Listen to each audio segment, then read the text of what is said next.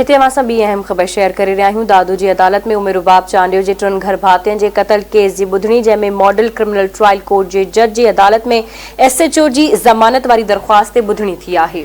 उमिरि बाप चांडियो केस जे फरियादी परवेज़ चांडियो सां गॾु अदालत पहुती। इल्ज़ाम में ठाहियल SHO करीम चांडियो बि अदालत में पेश थियो। अहम ख़बर मांखे ॾियूं पिया। दादू जी अदालत में उमिरि बाप चांडियो जे 3 घर भातियुनि जे क़त्ल केस जी ॿुधणी मॉडल क्रिमिनल ट्रायल कोर्ट जे जज जी अदालत में SHO जी ज़मानत वारी दरख़्वास्त ते ॿुधणी थी। उमिरि बाप चांडियो केस जे फरियादी परवेज़ चांडियो सां गॾु अदालत पहुती। इल्ज़ाम में ठाहियल SHO करीम चांडियो बि अदालत में पेश थियो।